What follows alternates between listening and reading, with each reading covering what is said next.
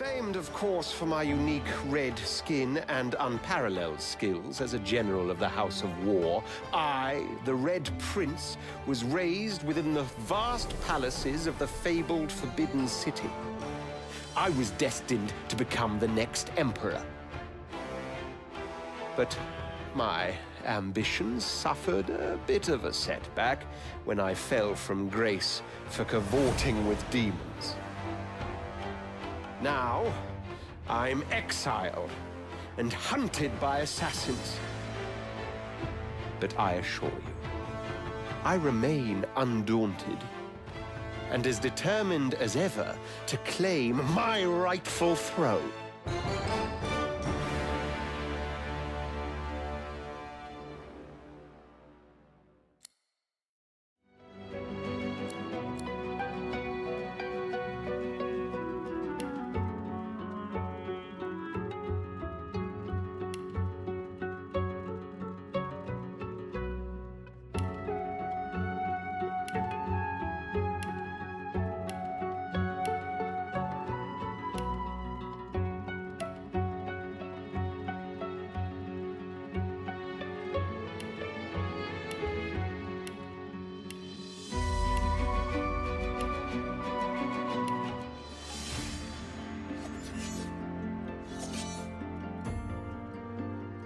I used to be a slave, kept under the thumb of the master, the bastard that made me hunt down my own kin.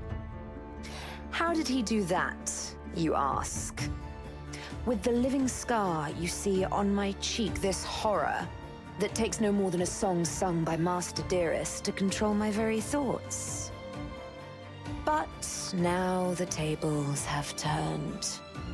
I broke my shackles, and when I finally find him, I will make the Master sing a very different kind of song.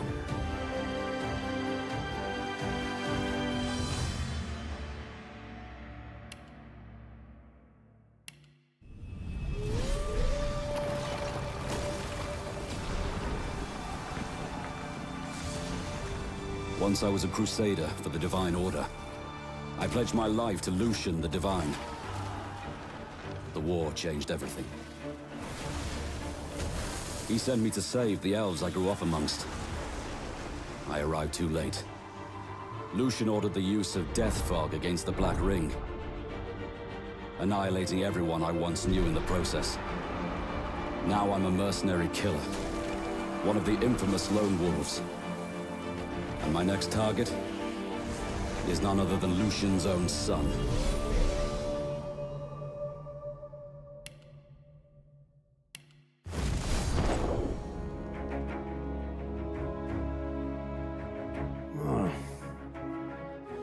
I was just thinking about someone I used to know. My cousin, the Queen, in fact. A tyrant. I tried to stop her, but things don't always go according to plan. She cast me out to a forgotten island, and made short work of my allies, too.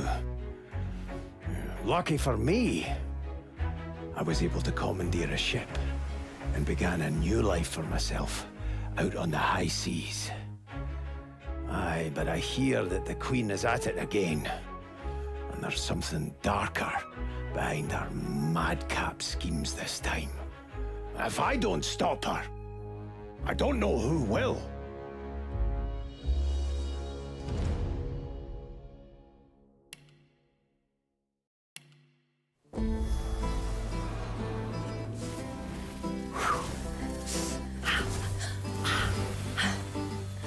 All my life, I've been a performer, a musician, beloved and celebrated by all. But I have a secret. I'm also a playground for sprites and spirits and worse. The voice that rings inside me now is darker than any that came before. Almost caused a bunch of my fans to rip each other to pieces. But you can trust me. I've got this under control. Step 1, find out who or what is trying to take control of my mind. Step 2, make it sorry it ever tried.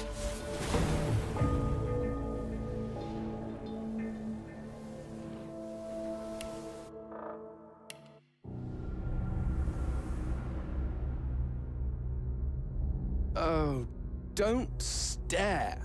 How would you look after eons in some ghastly crypt? Your people are rather prone to death. Mine are not. Yet when I emerged from my completely unjustified imprisonment, I found them gone. Our culture forgotten. Any trace of the world I knew all but obliterated. I must even hide my true face beneath an ever-shifting mask for fear you savages will attack me. That is how I wander this strange world.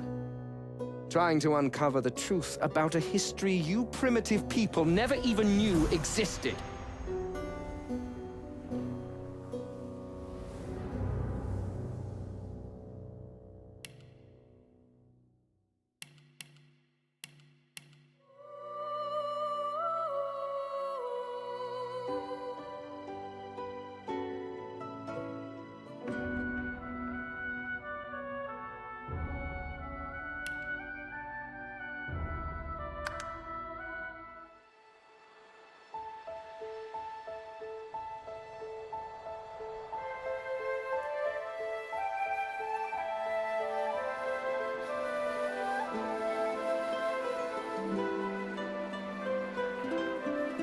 It all happened like I knew it would. A single drop of source magic. And, like flies to honey, the monsters swarmed. The rebel panicked. The carnage began. And the Magisters pointed their fingers at me. Just as I'd planned. I was shackled and collared, and sent to Fort Joy.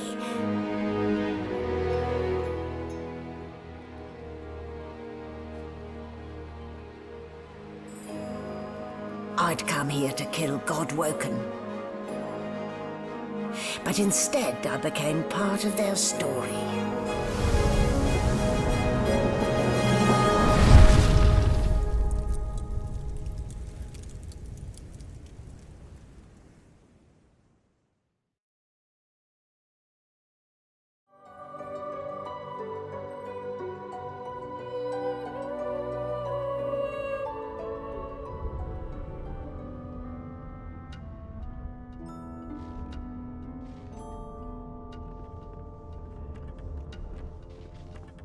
So, still a bit groggy, are we?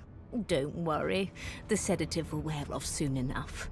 Easy now, no need to hurry. Get your bearings and report to me upstairs.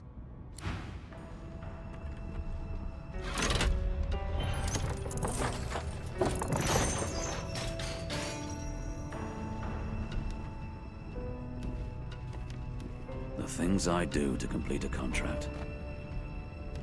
Nice haircut, Smiley.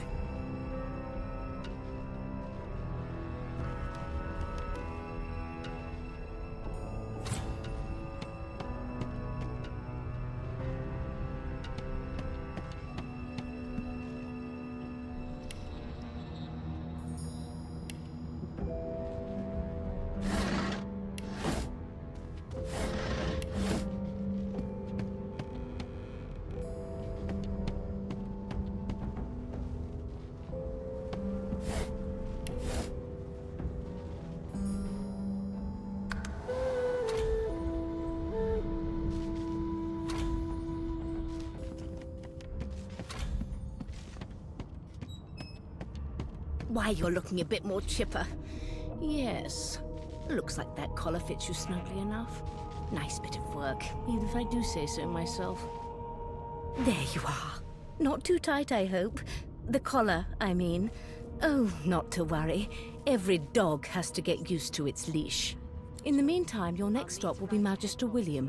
All passengers have to be registered in the ship's manifest, and he's the chap in charge of the logs. You'll find him on the other side of this deck, in the officers' quarters.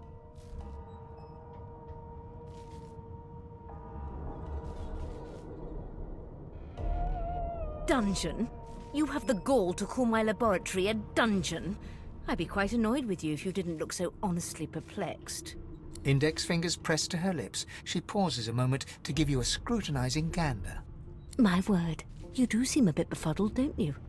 Perhaps I was a bit too generous with that sedative. Oh, well, I'm sure you'll soon gather your wits. Most likely. Eventually. In the meantime, all you need to know is that we're en route to Fort Joy. A new life awaits, and if you're a particularly good boy, perhaps a cure as well. An end to Source. For good. Why, for my peace of mind, of course. Why don't you try casting one of those Source spells of yours? See what happens. Currents of magic surge inside you, boiling, bursting, then breaking, only to fade back into your soul like rain into the earth. My, look at the concentration on your face. All will, but no result. There you have it. See? The collar's function. It neuters you of sorts. Makes you unable to cast Source. For your own peace of mind, of course. Yours and the whole world's. Bloody murder. Looks like someone's hit the Hall of Echoes a little early. A young magister stands pale and silent. Her knuckles whiten around her weapon as you pass. Behind the magister, a bloodied mass lies in a heap. Gore and limbs lie at odd angles. You can't make out a face amid the mess. There's been a murder. A sorcerer was killed by one of your own. Lucky you were busy getting your collar fitted at the time, or you'd be a suspect like the rest of them. Waters is investigating. She'll figure out who did it. Always does.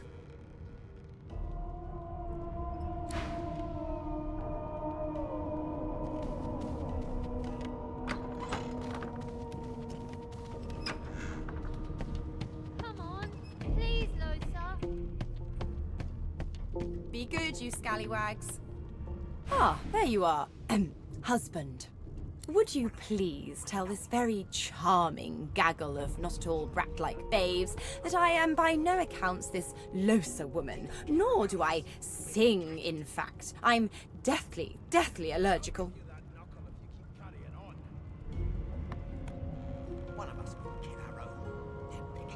How very correct you are, spouse of mine. Madame Josephine Gribbles de Peeb refuses to be confused with anyone else. What? What's so funny? Her pinched face cracks into a great grin, and she shoos the children away from her with a laugh. Yeah, okay, you found me out. Go on and git, and maybe I'll sing you something when I'm good and ready. She turns to you, dark-eyed and dirty-haired, and smiles flatly. Gotta keep ourselves entertained, haven't we?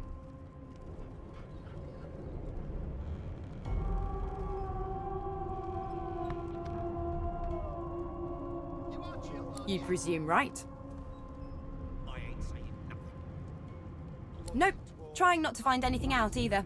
Ignorance is bliss. The utterer, the better. Thanks, but I already belong to an elite and exclusive ship gang. We play ball every day after lunch. You're too soft for it. You take care, though. Suddenly, her eyes cloud to an unnatural black. Greyish veins run down her face, and her mouth tightens into a cruel sneer. As quickly as they came, the clouds clear. She smiles as though no change came over her. Good luck, Chief. Can we just skip to the part where I reassure you and you shut up? You think me mad? You one of them? A Divine Order loyal? They killed a sorcerer, you know. They'll hide the evidence well enough, but make no mistake. A broad dwarf sits totally upright on the bench, eyes closed, palms face up on his knees. His beard is a cascade of meticulous plaits, each one braided through with golden medallions. He raises an eyebrow as you approach, but doesn't open his eyes. Listen up, boy. You hear that?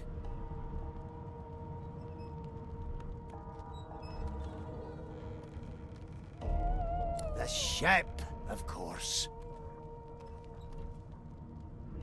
A wave of sound washes over you. The unintelligible chatter of your shipmates, the groaning of wood from floor to ceiling, the boom, crash and crackle of waves around you, complaints from the sea itself. And? Seems to me you should be a little more afraid. There's a killer about. Sick as a leper's cat. From the state of it, I'd say she's being cared for by a bunch of beardless babes who never loved anyone but their own mums. But there's more. Listen close. There now, just like that. Squeak! Aha! His eyes snap open as his countenance breaks into an expression of joy. One great paw claps you on the back. The other catches you before you lose your footing. There. You heard it, didn't you? I knew it. I knew it. Aye, this is good news, boy. Good news. I've never dined on anything less than a dozen. It's the wheel. The wheel. Don't you see, you beautiful idiot? Squeaks whenever the helmsman jerks it clockwise, which means we're heading east. Pardon my beard. That means if we've been traveling for, yes, only 10.34 nautical miles to Fort Joy.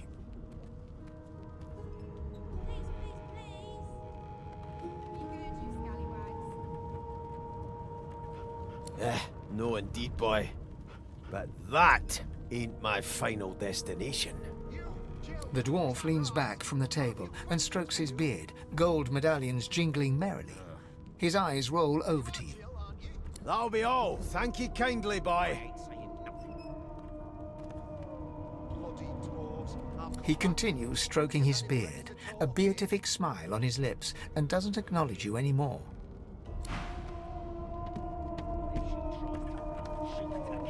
Well, well, what have we here? A fresh face in this stale hell. Let's size you up, shall we? See if you'll do. The lizard looks you up and down, like a farmer would a fetching horse. All of a sudden, he grips you firmly by the chin, with the intent of inspecting your teeth. I'm inspecting your teeth, in case that wasn't spectacularly obvious. There's some discoloration, but I've seen worse. After all, one can't expect to find prime merchandise on a squalid little ship like this. Now then, to business. You will answer me 3 questions. The first one is this. Can you cook? Oh, goodness, no. And don't even mention the demon's testes that are turnips. On to the second question. Can you knit, weave? In short, tailor? Yes, I can tell from your vagabond chic, a bag is as good as a shirt kind of style. I shouldn't be getting my hopes up.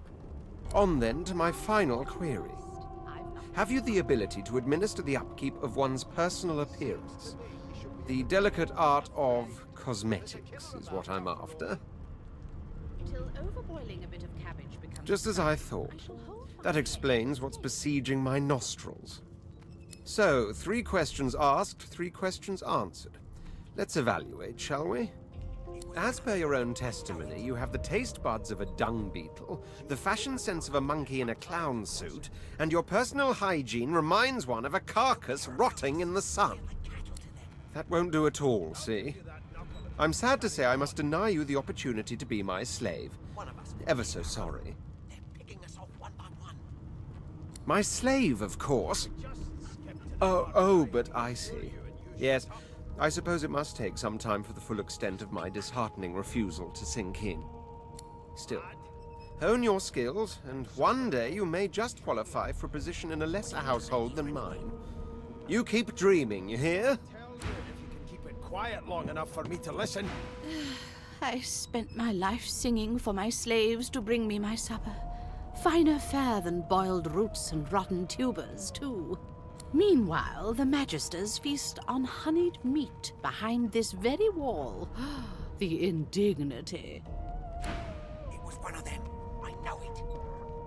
Would you put a knuckle in it? I'm trying to concentrate. They don't care about The us. elf is reading a volume of Cranley Hubert's famous encyclopedia. He looks up, his big round eyes scanning your body, absorbing every detail. He reaches out and takes your hand, turning it this way and that, examining it from every angle. Finally, he pinches your skin, gently tugging at it. Fascinating. He sits back and returns to his book, flicking quickly from page to page, completely oblivious to your presence. Oh no, my instinct to survive is quite strong, as with all mortals. I'm not sure why you would... Oh dear. I seem to have crossed some cultural taboo. How... difficult. You have my apologies, human. Perhaps I should demand the same from those red-cloaked humans. They laid their hands on me more than once. Perhaps. Perhaps not. Understanding is all rather relative. Take this book, for example. I understand all of it, and yet none of it makes sense. It is simultaneously too detailed and insufficient. I know the beginning of this tale and the end, but I am rather missing the middle. Tell me, what do you know of our world's history?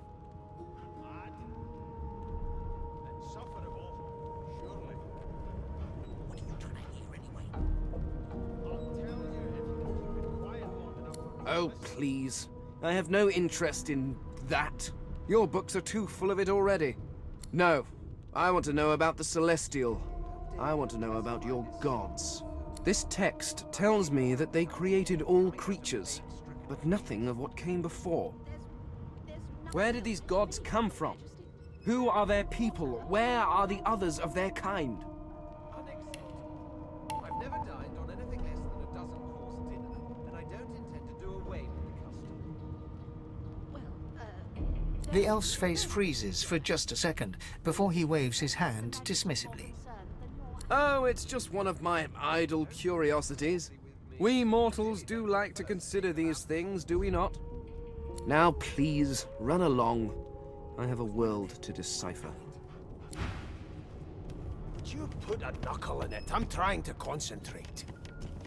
They don't care about us. We're like cattle to them. I'll give you that knuckle if you keep carrying on. An elf sits tucked away in a dark spot, lazily rolling dice onto the surface of a barrel. They sound like the dry cackling of an old witch. Snake eyes. She chuckles. I bet that's just what they'll look like. Insufferable. Rolling dice. Deciding fates. She eyes you quite seriously. Not the future, no. But I can read the past in flesh. One of the perks of being an elf, you see. I'm quite good at it, too. I could lick your arm and tell you how you spent the night before last. Shall I? She gives your arm a vigorous stroke of the tongue, efficient like a cat grooming. You were in a cellar with other sorcerers. As everyone lay sleeping, it seems you and another elf engaged in an action somewhat similar to the one I just performed. Only rather more vigorously. Of course it is. The truth's right there, skin deep. But don't you worry, darling. Your secret's safe with me. I don't lick and tell. Don't worry, honey. It isn't yours. She looks you up and down with the merest hint of a coy smile on her lips. Never say never, though. One of us would kill our own. They're picking us off one by one. Can we just skip to the part where I reassure you and you shut up?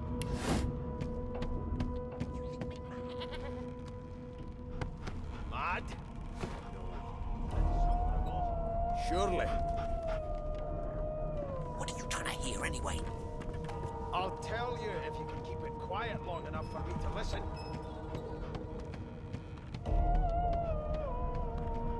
Keep those bubbles tried on her, and if she tries... Here to register, sir. Good, good. Magister Williams is just about done with the last passenger. You faring okay so far? He tugs the collar of his uniform and chuckles. Sorry you're upset, sir. But we all wear what we wear for a reason. You head on in now. Williams will get you sorted fast. There's nothing else I can make, Your Majesty. Standing at the center of the room, you spot a sorcerer haughtily eyeing a pair of nervous-looking magisters. They keep their crossbow trained upon her as she's being interrogated by an officer. So you admit it then? You murdered that poor fella? Yes, I did. But of course, that was only the beginning. She turns her head and looks you straight in the eye. There are others whose lives must end. Good God, the woman's mad. You there, sorcerer, go and fetch Magister Siwan. We need to do more than collar this maniac. We need to shackle her, hands and feet. It means your journey draws to a close. Do stick around for its finale, though, because... She reaches for her collar and simply removes it. I'm just about to create a scene. Subdue her, men, quickly! If she casts Source, the Voidwoken will come. They'll end us all. She smiles with wicked satisfaction. Precisely.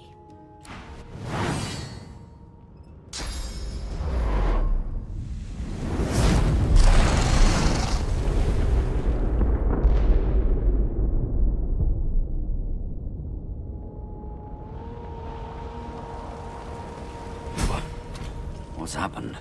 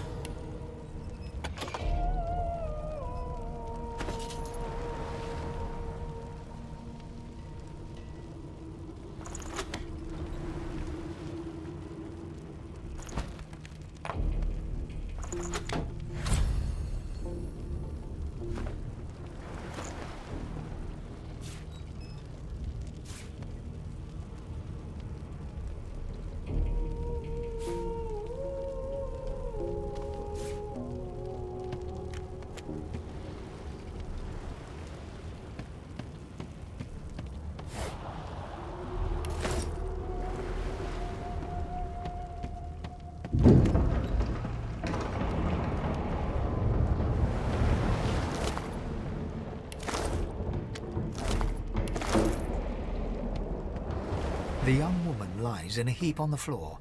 She's breathing normally, but her eyes are wide open, like those of a corpse. Dark, greyish-black clouds swirl through them. No.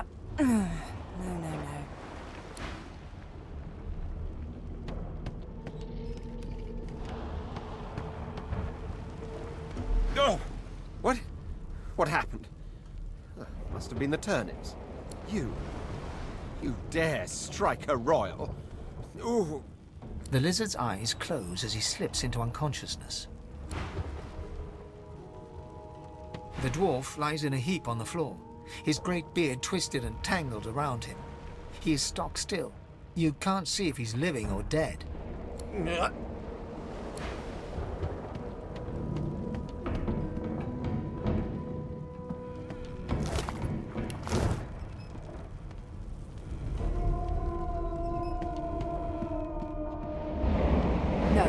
Not the final dark. Not yet. It's no use. Your words do not seem to reach her. The dice roll darkly. They're rolling for me.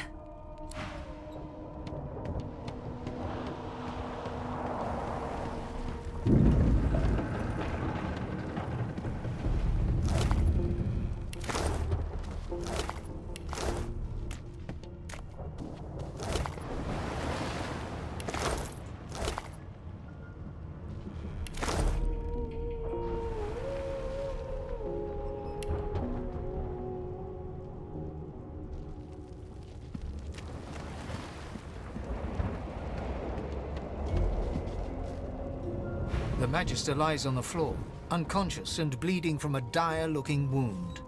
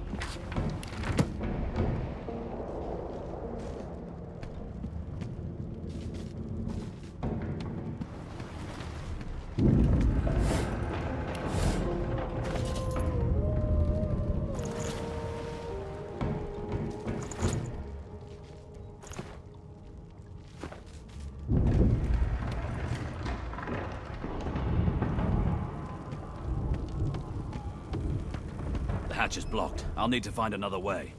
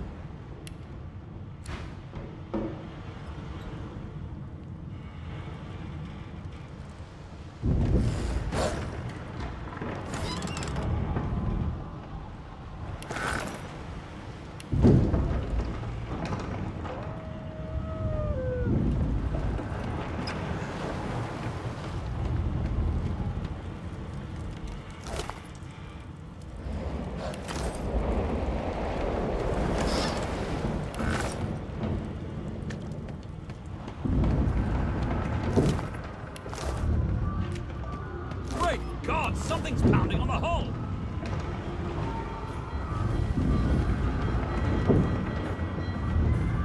The marking on the door was painted recently, judging from its pungent scent.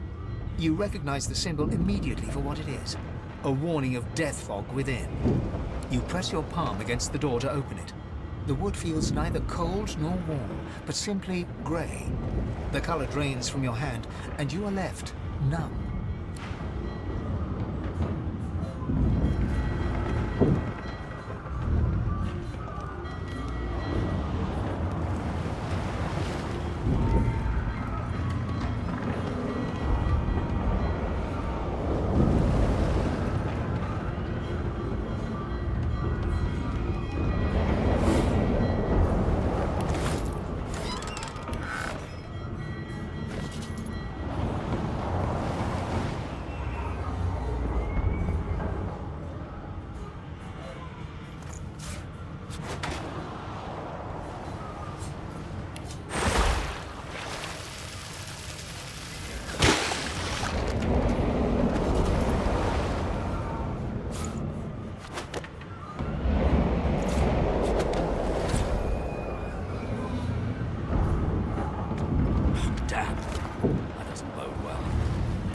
And upwards.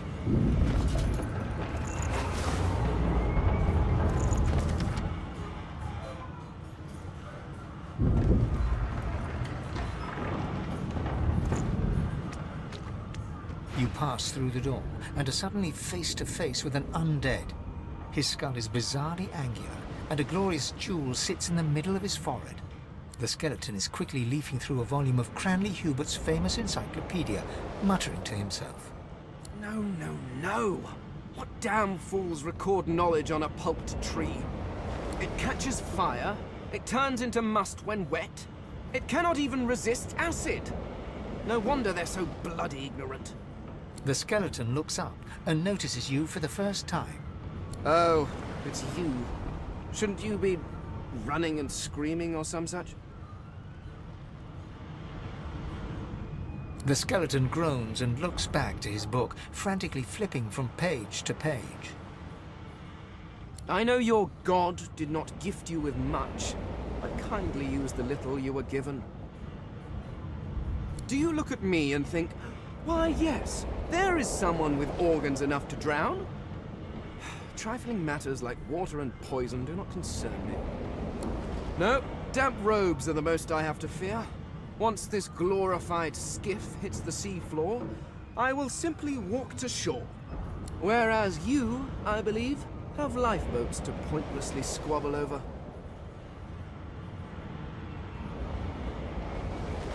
I believe you did.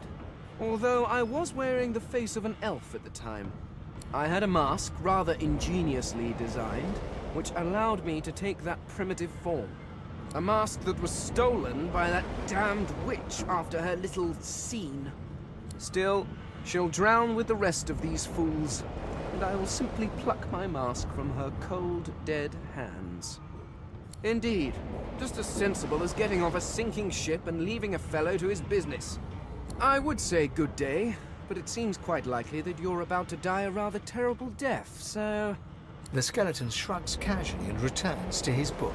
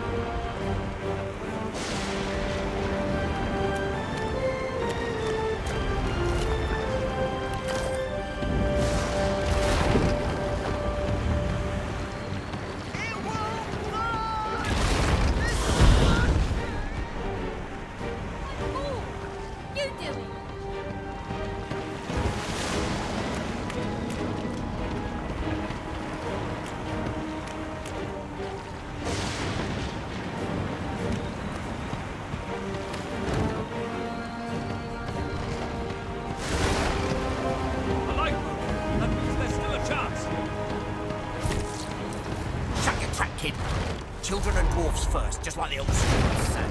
The dwarf yanks at one of the nearby ropes to no avail. You said there were other people down there. We need to help them. You see those tentacles, kid? It's time for getting the hell out of here.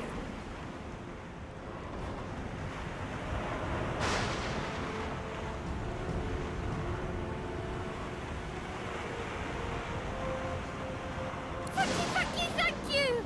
There's a ladder right over there. You can go straight down. You're gonna be the death of us, you hear? Heads won't leave me.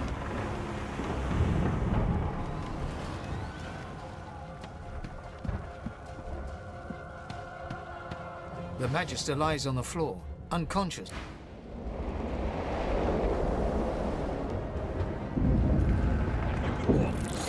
up the ladder. There's a... Wait! Voidwoken!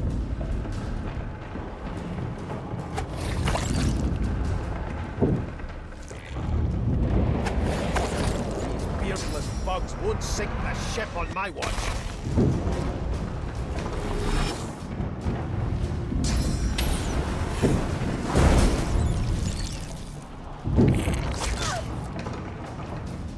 I thought Voidwoken was supposed to be scary. Let the games begin.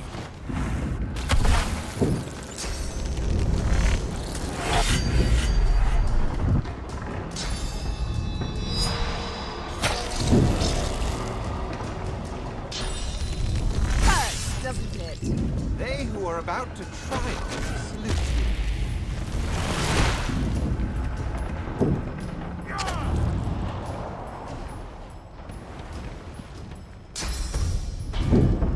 Worm's take.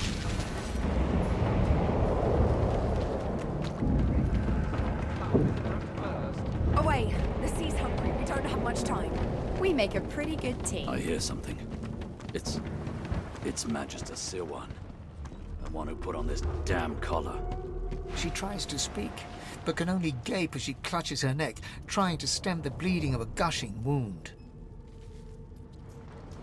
With jagged movements, she raises her clenched fist and holds out a length of cloth, soaked with some kind of strong-smelling tincture.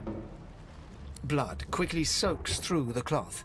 Magister Siwan's mouth opens and closes, her eyes wide in terror. Blood pours out from around the bandage. Magister Siwan reaches out to you, her hand flailing. It's working. The pressure is stemming the flow of blood. Siwan clutches your arm, her eyes locked with yours. Something within the ship snaps. The floorboards shudder. Siwan struggles to her feet, clinging to you tightly. The ship lets out a deep groan, then cracks.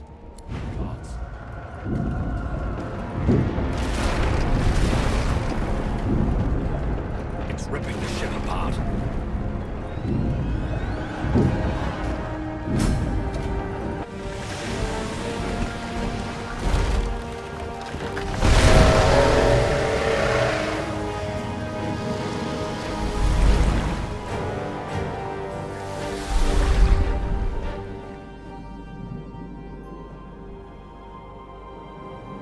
I have plans for you, child.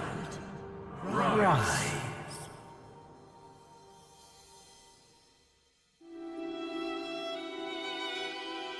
Honorable Dallas, we lost a ship sailing sorcerer prisoners to Fort Joy. We assume some escaped and broke their collars. Their vile magic lured the Voidwoken. All who were aboard are presumed dead.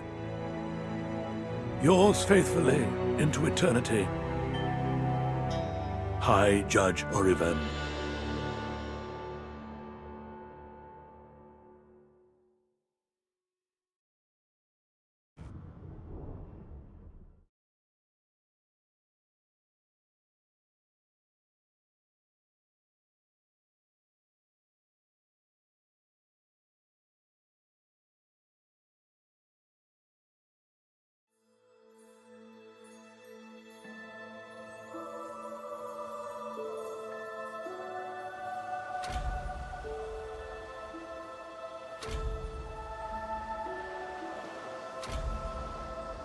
So the Order's right about one thing.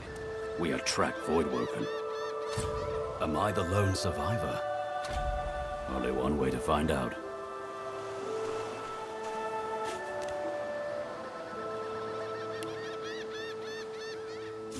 Junk.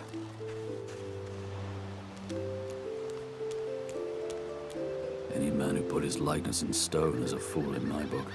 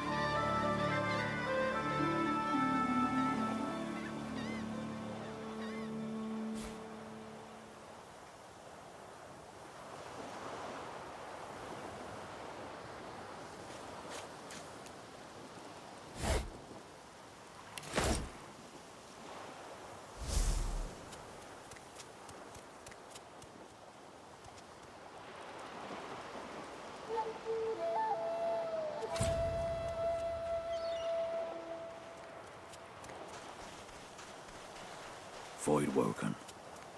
Those are the same beasts that sank our ship. Damn. They made it to shore.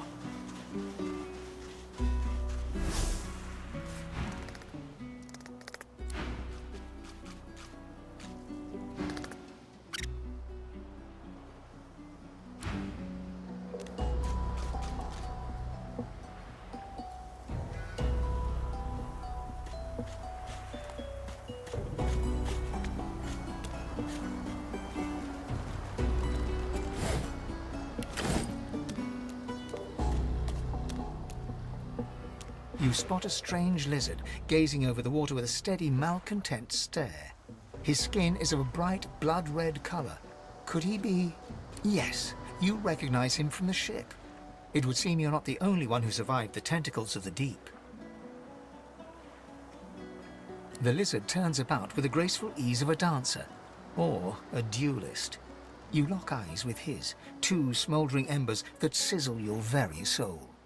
Yes, I imagine you do. You're made of sterner stuff than I first gave you credit for. Chances are I wouldn't have survived the shipwreck had you not returned to the aid of your fellow passengers down in that dreadful hold. You have my gratitude. Hand over heart, he salutes you with a bob of the head. More than a nod, though less than a bow. Yes, I'm sure you've all the makings of a hero and all that, but let's not get carried away, shall we? Now then, if there's nothing further... I'm sure I don't mean to sound condescending, but I had thought it quite self-evident I was gazing out over the waves. He sighs dramatically. Tell me, what do you see when you cast your glance over this ocean?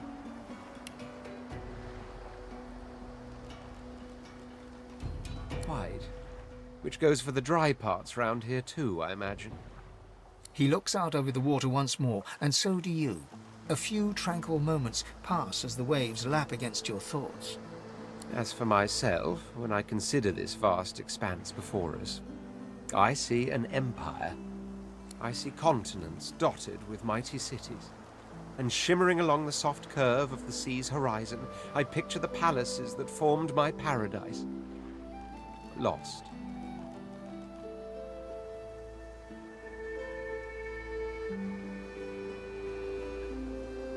Yes, but these weren't castles in the sky, were they? Quite obviously, I was musing over the very actual empire that I lost. Suddenly, having all the air of being deeply offended, he stares at you with utter incredulity.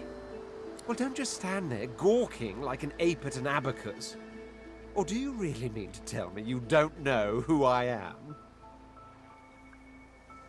Well, more's the damn pity, isn't it? For I am the Red Prince, the All-Conqueror, the World Tamer, the Spouse of the Sun. Of course you know me. There's a brief moment's pause, during which his grandiloquent pose deflates ever so slightly. That said, I suppose I must own up to the fact that I find myself rather in between all-conquering and world-taming opportunities at the moment. The grandeur that is my fate has hit a bit of a snag. But never you worry. For the throne I was destined, and my throne I shall have. This and that. Tag along. Do you really mean to compare the fate of an empire to whatever foibles you seek to fix? On the other hand, I really could do with a dog's body. And you've already proven to be trustworthy enough. You came back for the others on that ship, after all. Fine, I accept. On one condition. For reasons I'll not disclose right now, it is imperative that I should meet with a dreamer, one of the mystics of my kind. I've reason to believe one of them may be present on this island. Promise me we'll look for him, and I'll extend you the blessing of my company. You do tend to beat around the bush, don't you? Oh well, that wishy-washy answer will have to do then. So, now that that's settled, first things first. Even if you are as versed in the art of eloquence as I am, that our swords will be doing a lot of the talking from here on out goes without saying. As a born fighter, I prefer the perfection of the blade myself. But I'm well acquainted with the secrets of magic, and yes, even subterfuge. What say you? Very well. Onwards then to victory or death. The Red Prince nods and gives you a smile that wavers ever so delicately between courtesy and contempt. Now, as you're aware, you'll be traveling with a prince. Proper forms of address include Your Majesty, Your Royal Highness, or if you're feeling particularly frivolous, My Lord. As your luck would have it, I seem to be fresh out of luggage, so you won't be required to carry my belongings. Of course, there are other forms of protocol to bear in mind, but I'll see to it you'll pick up the rest as we go. So, without further ado, let us be off.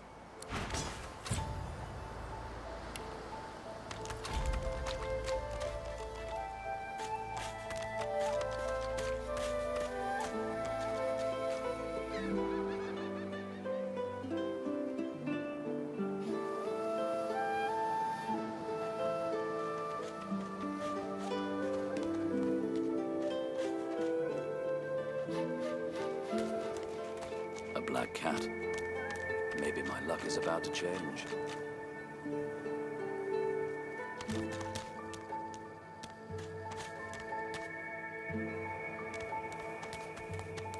What's this? I found something. I need a shovel.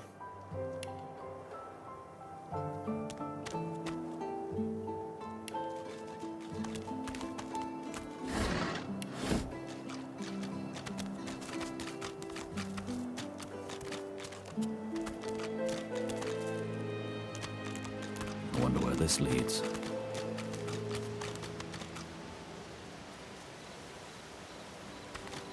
As the alcove opens up, you see the same skeleton that you met on the boat before it sank. He's still not wearing his mask. He's leaning over a corpse, prodding and pulling at the skin of its face. Bugger. How on earth am I supposed to... Oh. Perhaps... Skeletal fingers reach down and grip the skin of the dead man's face, pulling sharply upwards. After a few more tugs at the man's cheeks, the skeleton relents, letting the head drop to the ground with a damp thud. Damnation!